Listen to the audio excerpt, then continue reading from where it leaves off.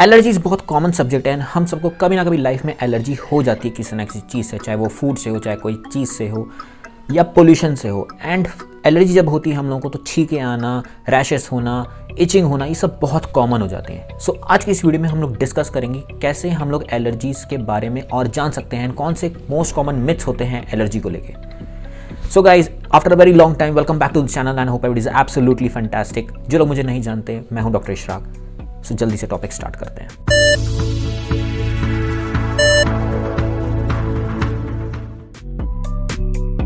Peanuts are the most common allergens. हाँ, ये बात बिल्कुल सच है कि पीनट से एलर्जी होती है, बट वो मोस्ट कॉमन नहीं होते हैं। ऐसे और भी प्रोडक्ट्स हैं जो पीनट्स के अलावा भी एलर्जी कॉज करते हैं, जैसे कि cow milk, sesame seeds, wheat, soy.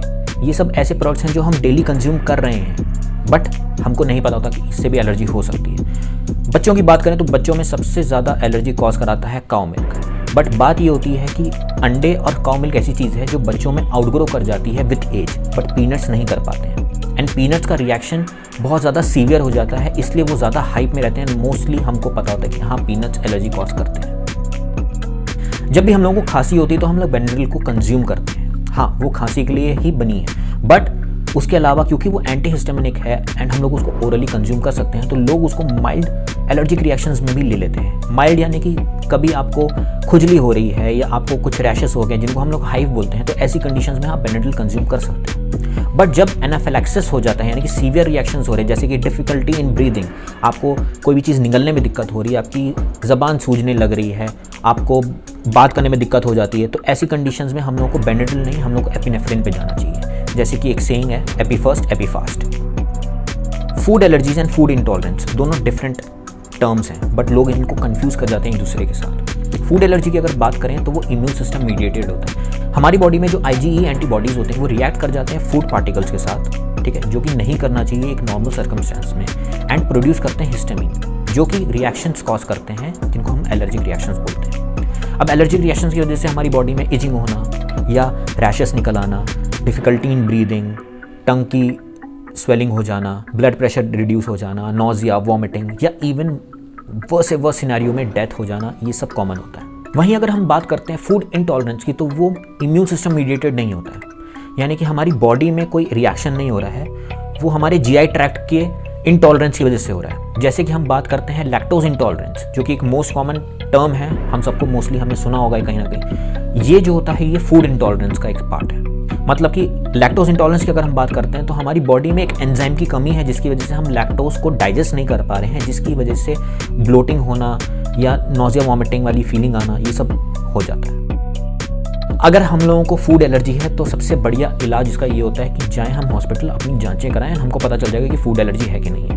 But actually में ये मिथ है, ऐसा कोई टेस्ट नहीं होते हैं जिनसे आप खाली कराओगे तो आपको पता चल जाएगा कि कौन से फूड की वजह से आपको एलर्जी हो रही है। The best way to know कि आपको किस चीज़ से एलर्जी है is to eat that food. इसका मतलब ये नहीं कि घर में हम लोग ये सारी टेस्टिंग करेंगे। ये जो टेस्ट होते हैं, यानी कि फूड ओरल इनटेक जो फूड का हम कर रहे हैं, ये एक इमरजेंसी एनवायरनमेंट में हम लोग करा जाते हैं, जहाँ पे हमारे पास सारे ड्रग्स होते हैं एंड वहाँ पे हम लोग फूड्स देके ये टेस्ट करते हैं कि आपको इस चीज़ से एलर्जी है कि नहीं है। सेकेंडली, ये टेस्ट हर हॉस्पिटल में या हर मेडिकल फैसिलिटी में नहीं होते हैं, इनके एक स्पेसिफिक जगहें होती हैं जहाँ पे ये टेस्ट होते हैं। फूड एलर्जीज को क्योर किया जा सकता है, ये भी एक बहुत बड़ा मिथ है। अपार्ट फ्रॉम पीनट ऐसा और कोई फूड नहीं है जिसका हमारे पास कोई थेरेपी है या कोई प्रोटोकॉल है। पीनट ही ऐसी FDA अप्रूव्ड प्रोटोकॉल के साथ आता है कि हाँ, उसमें हम लोग ट्रीटमेंट करते हैं। पीनट एलर्जन के स्मॉल अमाउंट में डोजेज लिया जाता है अंडर अ कंट्रोल्ड एनवायरनमेंट, जहाँ पे पेशेंट को मॉनिटर किया जाता है। Small dose over a period of time single shot में दिए जाते हैं एंड उससे हमारी इम्यूनिटी जो होती है वो बढ़ती है। But just in case patient जो होता है वो कोई डोज मिस कर जाए तो उसके लिए वो चीज़ दिक्कत हो सकती है, क्योंकि अगर वहाँ पे उसकी थेरेपी बीच में स्टॉप हो गई या पॉज हो गई फॉर वॉट एवर रीज़न, तो अगर वो कंज्यूम कर जाए पीनट तो उसके रिएक्शंस जो होते हैं वो इंक्रीज हो सकते हैं एंड बहुत सीवियर हो सकते हैं। बट इसलिए ओरल इम्यूनोथेरेपी जो हम लोग पीनट्स के लिए ले रहे हैं, ये एक टेम्परेरी इम्यूनोथेरेपी है, यानी कि टेम्परेरी क्योर देता है, ये परमानेंट क्योर नहीं देता।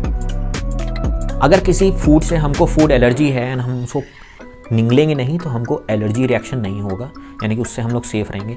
ये भी एक बहुत बड़ा मिथ होता है। इवन अगर हम लोग फूड को टच भी कर जाते हैं तो उससे भी हमको एनाफिलैक्टिक रिएक्शंस हो सकते हैं। एक मोस्ट कॉमन एग्जांपल बताता हूँ। सेलफिश जो होता है, हम लोग उसको बनाते हैं तो यूजुअली क्या होता है कि हम लोग उसको बॉईल करते हैं। अगर कोई पेशेंट जिसको शेलफिश से एलर्जी है एंड वो उस एनवायरनमेंट में एंटर कर जाए जहाँ पे वो बॉईल हो रहा है, बिकॉज वो बॉईल होने की वजह से जो उसके एलर्जेंस होते हैं वो एनवायरनमेंट में एज अ वेपर चल रहे हैं, तो उसकी वजह से भी रिएक्शंस कॉज हो सकते हैं। एंड ये सब चीज़ों में एक और चीज़ आ जाती है कि अगर कोई पेशेंट एस्थमा का है एंड वो ऐसी कोई एनवायरनमेंट में घुस जाए जहाँ पे इनहेल करने की वजह से उसको एलर्जी हो सकती है, तो ऐसी कंडीशंस उसके लिए और ज़्यादा एक्सपोजर दे सकता है एंड सीवियर रिएक्शंस उसके लिए और ज़्यादा हो सकते हैं।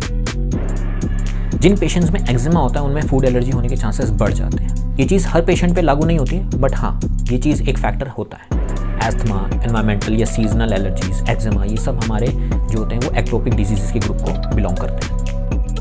अगर एक बच्चे को फूड एलर्जी है तो दूसरे बच्चे में फूड एलर्जी होना लाजमी है, बट नहीं, ऐसा नहीं होता है, क्योंकि फूड एलर्जी जो होते हैं वो हेरिडिटरी नहीं होते। चांसेस हो जाते हैं कि हाँ फूड एलर्जी हो सकते हैं, बट सेम फूड से ही हो ये ज़रूरी नहीं।